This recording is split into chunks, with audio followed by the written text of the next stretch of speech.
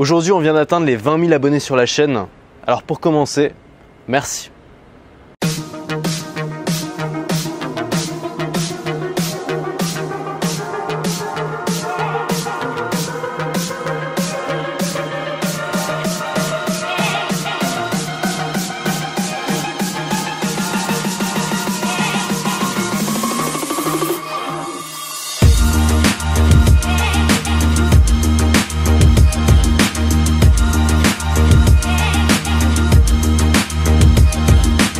Bon, pour fêter les 20 000 abonnés, et pas du tout parce que j'avais pas d'idée de vidéo, je vous ai proposé de me poser des questions et dans cette vidéo, je vais y répondre. Alors déjà, j'ai reçu énormément de questions concernant mon drone. Oui, j'ai un drone, ça y est, ça faisait super longtemps que j'en voulais un. Le problème pour moi, c'est qu'il était encombrant, ils étaient chers, ils n'étaient pas forcément extrêmement fiables. J'avais toujours peur, si je m'achetais un drone, de le perdre 2 jours plus tard, ou de le casser, ou de tuer quelqu'un. Bref, c'est un peu ma hantise, c'est pour ça que je voulais pas franchir le pas. Et alors que j'étais encore un petit peu en hésitation, il y a DJI qui a sorti son nouveau drone qui s'appelle le Mavic Pro, qui fait la taille d'une petite bouteille d'eau que tu peux mettre au fond de ton sac, qui prend absolument pas de place, qui a plein de fonctions avec des capteurs qui t'évitent de le cracher, qui coûte pas plus cher que la version précédente. Il a les mêmes fonctions de vidéo, la qualité est au moins aussi bonne que le DJI Phantom. Ou l'acheter tout simplement sur le site de DJI. Moi j'ai acheté le jour de sa présentation. Je l'ai reçu à peu près 1 mois et demi plus tard, donc là je viens de le recevoir. Et est-ce qu'il faut prendre une assurance ou pas? C'est aussi une question qu'on m'a posée. Moi j'ai pris une assurance. Pourquoi? Parce que c'est pas un iPhone. Autant mon iPhone j'ai toujours dans ma poche, je fais très attention, j'ai une coque donc je le casse pas. Autant un drone, tu l'envoies quand même à 500 mètres dans le ciel. Donc forcément, tu as plus de chances de le casser. L'assurance, elle coûte 120 €, donc à peu près 10% du prix du drone. Et si tu casses ton drone, il te le remplace une première fois pour 100 € et une deuxième fois pour 200 €. Donc c'est quand même une sécurité. Mentalement, disons que c'est plus rassurant de savoir que je peux m'amuser un peu avec, que si je le casse, c'est pas dramatique. J'ai pas perdu 1200 € comme ça d'un coup de baguette magique. J'ai reçu une question de Caroline qui me demande quand est-ce que tu comptes repartir en voyage et où? C'est une question que je reçois souvent. C'est vrai que ça fait longtemps que j'ai pas voyagé. Je me suis posé un petit peu là à Paris.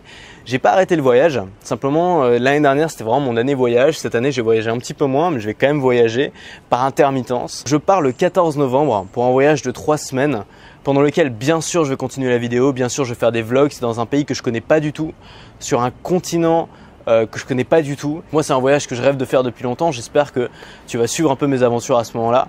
J'ai pas envie de te dire exactement encore où est-ce que je vais parce que je ferai une vidéo spécialement là-dessus.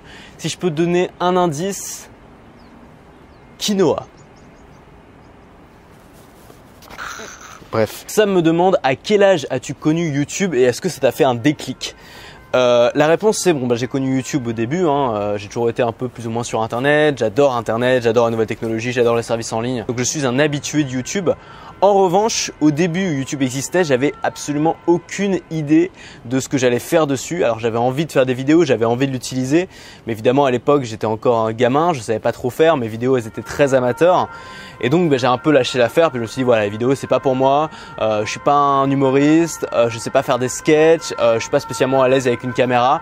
Donc je vais laisser ça aux autres. Par contre, ce que j'ai découvert quand j'avais 17 ans, c'est un moyen de devenir entrepreneur indépendant sur Internet, de devenir web entrepreneur. Et là, j'ai compris que c'était ce que je voulais faire parce que j'adore Internet, je comprends Internet, je suis plutôt solitaire, j'aime bien travailler seul, j'ai pas envie de travailler dans une entreprise, j'ai envie de travailler en indépendant. Et à l'époque, j'ai découvert le blogging. Et le blogging, c'était un moyen de développer une audience et de communiquer avec cette audience et de vendre à cette audience et de faire exactement ce que je fais aujourd'hui, mais par l'intermédiaire du texte. Comme à l'époque, j'étais pas à l'aise en vidéo, pour moi, c'était évident que c'était le blogging. J'ai commencé avec un blog. Pendant 3 ans, j'ai blogué sur un site qui s'appelait masterblog.fr. D'abord là, m'a fâché, ensuite Masterblog. Je sais qu'il y a des gens qui me suivent depuis très longtemps, qui connaissent encore ces vieux sites et merci de me suivre encore aujourd'hui. Pour les nouveaux, c'est bien aussi. J'ai découvert YouTube il y a à peine plus d'1 an. J'ai commencé à faire des vidéos quotidiennes dessus.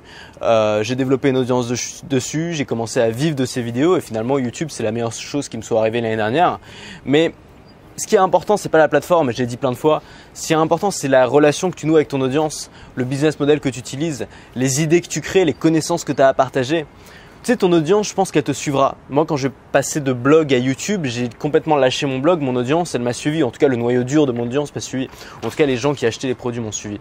Et je pense que c'est le cas un peu partout. Tu prends l'exemple de Yann Barthès qui était l'année dernière sur Canal+, qui faisait le petit journal, qui aujourd'hui je fais quotidien sur TMC. Bah moi j'aimais bien le petit journal, je regardais à l'époque. Aujourd'hui j'aime bien quotidien, je le regarde toujours parce que finalement je m'en fous de la chaîne. Moi je regarde sur internet. De toute façon moi ce qui m'intéresse c'est le contenu que peut produire Yann Barthès et son équipe.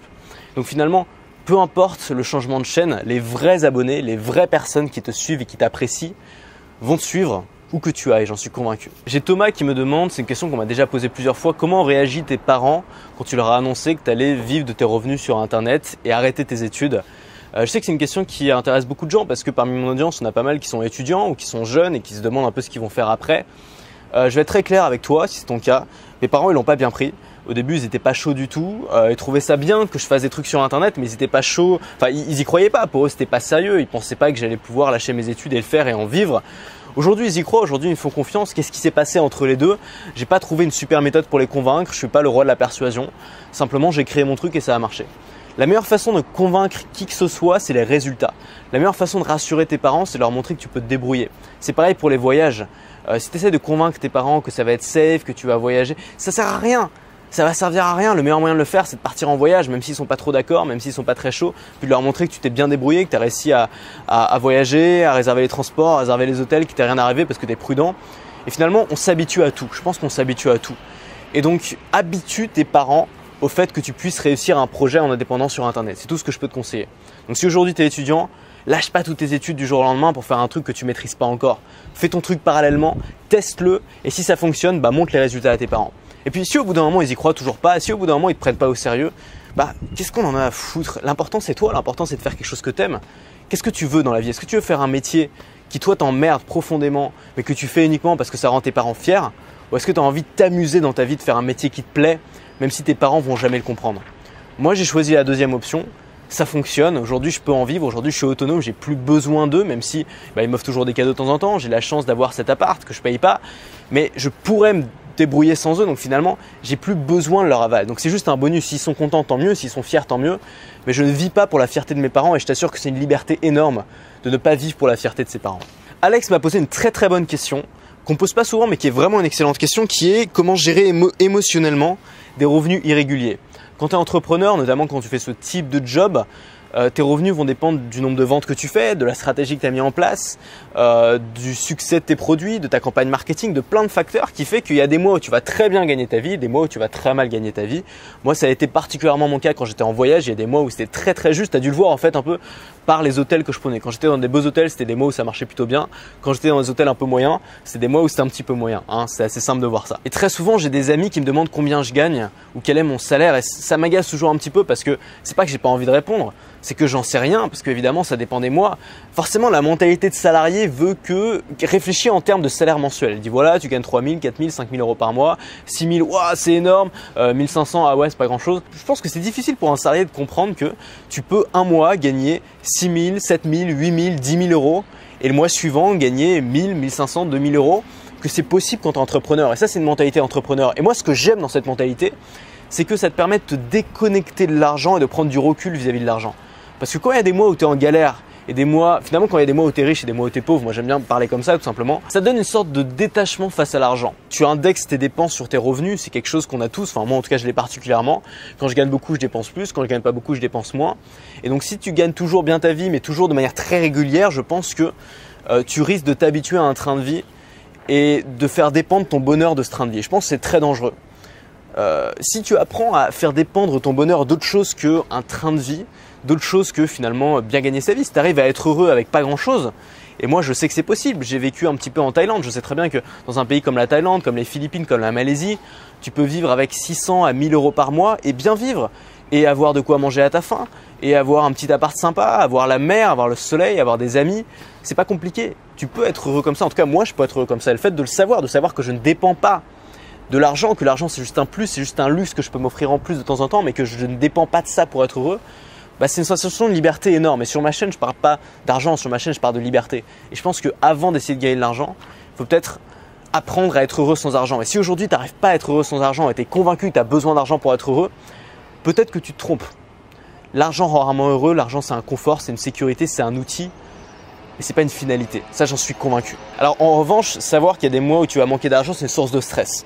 Donc je pense que c'est quelque chose à éviter.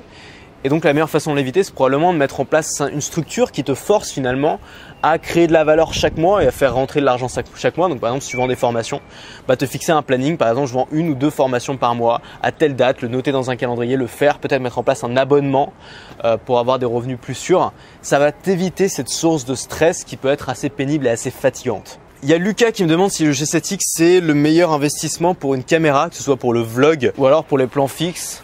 Ma réponse est oui, tout simplement. Là aujourd'hui, je suis en train de me filmer avec le Canon 70D, mais quand je vais partir là en voyage pendant 3 semaines, je vais pas prendre le Canon 70D parce que c'est beaucoup de poids. J'ai pas envie de me trimballer tout ça. Et le G7X reste le meilleur rapport qualité, prix, encombrement et poids. Tu as quelque chose quand même qui fait une image vraiment excellente, bien meilleure que celle d'un smartphone, notamment en basse luminosité, qui te met quand même une faible profondeur de champ, c'est-à-dire que tu as un fond flou, tu as tout ce qui est sympa dans un réflexe, dans la taille d'un petit boîtier qui rentre dans ma poche arrière. Et ça, c'est quand même génial. C'est comme le drone. Moi, je préfère avoir un truc d'un petit peu moins bonne qualité qui tient dans un petit sac plutôt qu'avoir l'attirail complet qui te fait certes des vidéos de très bonne qualité, mais qui derrière te demande un investissement particulier et qui te prive un peu de la liberté de voyager léger qui pour moi est extrêmement importante. Donc comme premier investissement, je te conseille toujours le Canon G7X. Maintenant il y a le Mark II qui est sorti qui est encore mieux. Si tu as besoin d'un truc vraiment professionnel et que tu as les moyens, tu peux investir dans un réflexe comme celui que j'ai là. C'est vraiment un plus, c'est comme l'argent, c'est un confort supplémentaire. Hugo me demande à quelle heure tu lèves-tu le matin et quelle est la meilleure heure pour se lever. Je suis pas un pro du sommeil, j'ai quand même testé pas mal de choses. J'ai testé pendant 1 semaine ou 2, je crois, de me lever à 5 h du matin tous les jours. Je pense qu'on peut s'habituer à tout, donc c'est pas un problème. Le problème, c'est les autres. Si tu as d'autres gens dans ta vie, je sais pas si tu as un conjoint, si tu as des amis, généralement, on se voit le soir. En tout cas, moi, mes amis, j'aime bien les voir le soir. Moi, je réserve le soir pour justement un peu ma vie privée ou ma vie sociale et ma journée pour le travail. Et donc forcément, c'est compliqué à 9h30, 10h de dire oui, je vais me coucher parce que demain, je me lève à 5 h. Ça peut être une bonne alternative pour certains, pas pour moi. Donc moi je me lève à peu près vers 9 h tous les matins, ce qui me convient, ce qui me permet de me coucher entre minuit et 1 h, ce qui me permet d'avoir un peu une vie sociale le soir, la journée de travailler et d'être relativement en forme. Je pense que l'important c'est pas forcément l'heure à laquelle tu te lèves, c'est surtout la régularité. Le fait de se coucher, de se lever tous les jours à la même heure, c'est très important. Ça fait plusieurs années que tous les matins je bois soit du thé, soit du café. J'ai remarqué que là ces derniers temps je dormais vraiment très mal, donc j'ai décidé d'arrêter le café, de faire un test. J'arrête totalement le café ou le thé noir pendant quelques jours ou quelques semaines et d'un coup j'ai retrouvé un sommeil de qualité, je m'endors beaucoup plus facilement, je me réveille beaucoup moins pendant la nuit et je suis plus en forme. Donc simplement le matin je bois un thé vert, donc dans le thé vert il n'y a pas de théine je crois ou pas de caféine, donc en tout cas très faiblement, donc c'est pas quelque chose qui t'excite. Et je pense que quand comme moi tu as le sommeil très sensible, même un café à 7 h du matin ça peut t'empêcher de dormir le soir. En tout cas moi j'ai vu la différence, alors c'est peut-être placebo, j'en sais rien, mais pour moi ça marche. Margot me demande comment faire pour... Alors c'est pas vraiment des questions sur moi, c'est plus des questions sur comment faire, donc je suis pas le mieux placé pour y répondre, mais bon c'est pas grave, je le fais quand même. Comment faire pour à la fois bien travailler, accomplir ses objectifs, en même temps faire du sport et en même temps tenir ses engagements? C'est une bonne question, c'est vrai que la vie est assez remplie, on a beaucoup de choses à faire. Moi je pense que le secret, en tout cas pour moi, qui fonctionne le mieux, c'est la compartimentation. C'est-à-dire pas essayer de tout faire en même temps. Je pense qu'on n'est pas multitâche, qu'il ne faut pas essayer d'être multitâche, qu'il faut vraiment compartimenter les choses. Moi par exemple, pour le travail et pour le sport, c'est des choses que j'arrive à faire quand je suis seul. Donc ce que je fais, c'est que le matin, c'est le moment privilégié pour la concentration qui est consacré uniquement au travail et aux idées. Donc le matin, entre 9 h et midi, je vais faire mon smart café ou alors je reste chez moi, mais vraiment je travaille sur les idées, sur ce qui est important. L'après-midi, je fais généralement ce que j'ai à faire, donc soit au niveau travail, si j'ai une vidéo à tourner, soit niveau rendez-vous, je prends des rendez-vous, je tiens mes engagements plutôt l'après-midi. Et en fin de l'après-midi, généralement, je fais du sport parce que c'est le moment où je suis bon pour faire du sport.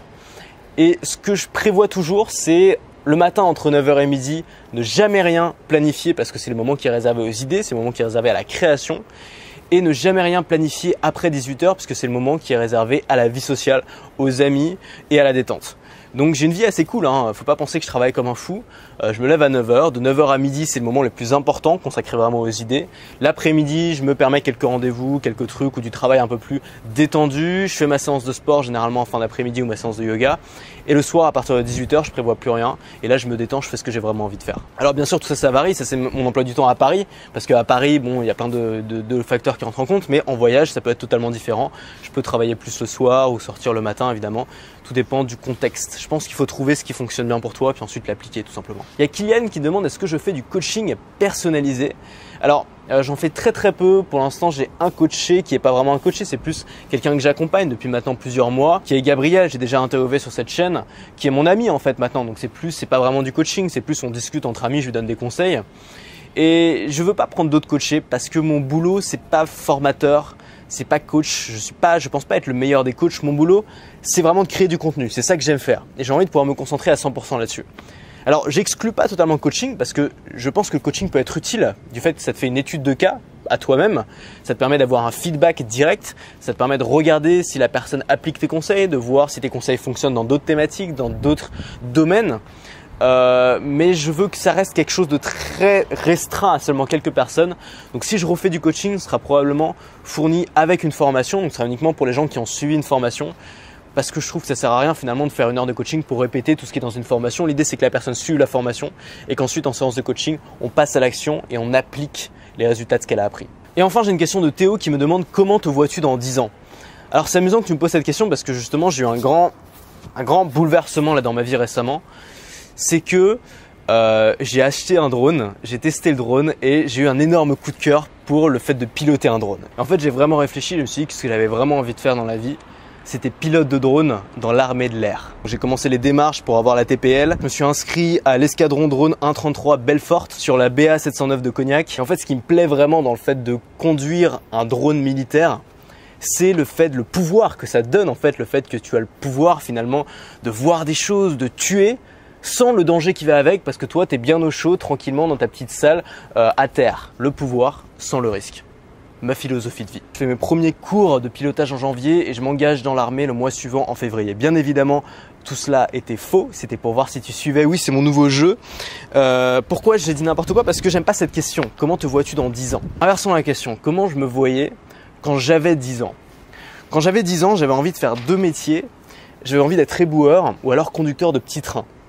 Je te promets que c'est vrai. J'avais même le camion éboueur Playmobil. Et je me dis, c'est plus vraiment ce que j'ai envie de faire aujourd'hui. Donc comment aujourd'hui je pourrais savoir ce que j'ai envie de faire dans 10 ans? Je pense que ce serait un peu immature de le dire parce que si tu prends du recul sur toi-même, tu te rends compte qu'on change d'avis très vite, on évolue extrêmement rapidement. Et même il y a 3 ans, j'aurais été incapable de m'imaginer dans cette situation aujourd'hui. Certes, j'en avais envie, certes, ça m'aurait fait envie. Mais j'aurais trouvé ça peut-être, j'aurais pas imaginé la même chose. Même il y a 1 an et demi, je me serais pas imaginé sur YouTube, je me serais pas imaginé faire des vidéos. Donc je pense que c'est pas grave si t'as pas de vision à long terme, c'est pas grave si tu te vois pas dans 10 ans. Je pense que l'important c'est d'avoir confiance en soi et de faire les actions au quotidien où tu sais que ça va te mener vers quelque chose de positif. Moi tous les jours j'essaie de faire des actions où je sens que ça mène vers quelque chose de positif. Même si je sais pas exactement où je vais aller, c'est pas grave. On est jeune, on a le temps, on a le choix. Si ça se trouve dans 10 ans il y aura des technologies extraordinaires qui nous permettront de faire des choses totalement différentes. Et je serais ravi de me laisser la possibilité de pouvoir exploiter ces technologies du futur sans me brider en m'imposant un objectif dans 10 ans. Voilà, c'est la fin de cette vidéo. Merci si tu as suivi jusqu'au bout. Pour te remercier, je vais te mettre un dernier petit plan de drone parce que j'adore. Là en ce moment j'en fais tous les jours, j'essaie vraiment de m'entraîner. C'est à la fois un jouet, en même temps un jouet vraiment précieux. Tu sens le potentiel du truc, c'est vraiment professionnel, ça te fait des images de qualité exceptionnelle. C'est extrêmement facile à manier, mais en même temps tu sens le danger qu'il y a derrière et le danger de le cracher, le danger de créer un accident. Donc c'est assez addictif. Je vais continuer à utiliser un petit peu, je vais le faire voler un petit peu ici sur ma terrasse. Et puis tu auras plein de belles images dans la prochaine vidéo. Moi je te dis à mercredi pour la prochaine et surtout reste libre.